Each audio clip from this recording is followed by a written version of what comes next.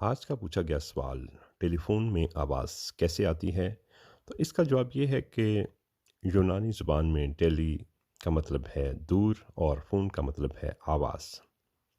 Telephone की इस्तेलाह इन्हीं दो लफ्ज़ों को जोड़कर बनाई गई है, यानी दूर की आवाज़।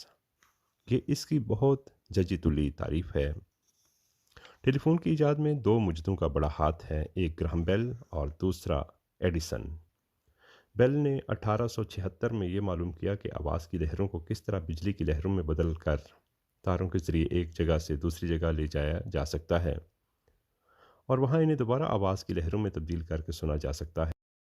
इस तरीक़ेकार में जो खामियां रह गई थीं, इन्हें अगले बरस मशहूर अमरीकी मुजिद एडिसन ने दूर कर दिया। जदीद टेलीफोन एडिसन ही की के बनाए हुए आले की तरक्की याफ्ता शक्ल है। टेलीफोन के दो हिस्से होते हैं, एक से हम बात करते हैं और दूसरे से बात सुनते हैं। जिस तरफ हम बात करते हैं इसमें धात की एक पतली सी थाली लगी होती है।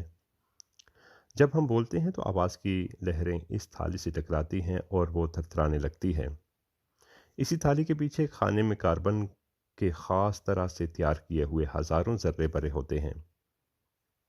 इस खाने में और टेलीफोन की तारों में बिजली की रो दौड़ती है। धात की थाली से आवाज़ की लहरें ना टकराने की सूरत में कार्बन के ज़र्रे एक दूसरे से दूर रहते हैं, लेकिन दूसरी सूरत में थाली पर पड़ने वाला दबाव जब कार्बन के ज़र्रों पर पड़ता है तो वो एक दूसरे के साथ सिमट जाते हैं।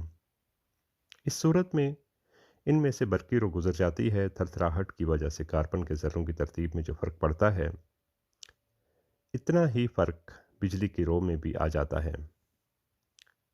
इसे यूं समझा जा सकता है कि आवाज़ थाली की थरथराहट का सबब बनी। थरथराहट से कार्बन के ज़र्रे नई तरतीब में यकजा हुए। ज़र्रों की इस नई तरतीब का असर ज़र्रों से गुजरने वाली बरक़ी रो पर पड़ा और ये असर लेकर, जो दर हकीकत इब्तदाई थरथराहट ही का अक्स है, बरक़ी रो तारों में से गुजर कर इस टेलीफोन तक पहुंच गई, जिससे रब्ता कायम किया गया। टेलीफोन के इस हिस्से में भी, जिससे हम बात सुनते हैं, धात की पतली सी थाली नस्ब होती है, लेकिन इसके साथ कार्बन के ज़र्रों वाले खाने की बजाय एक मकनातीस लगा होता है। ये मकनातीस तारों में बहने वाली तार बिजली से चलता है, जो मकनातीस की क़ुव्वत को कम व बेश करती है। मकनातीसी धात की थाली को बड़ी तेज़ी से मकनातीस धात की थाली को बड़ी तेज़ी से अपनी तरफ खींचता है और परे धकेलता है और यूं थाली में थरथराहट पैदा कर देता है। ये थरथराहट बिल्कुल वैसी ही होती है जैसी दूसरे सिरे पर बात करने वाले से पैदा हुई थी। इस थरथराहट से पैदा होने वाली लहरें आवाज़ की सूरत में सुनाई देती हैं।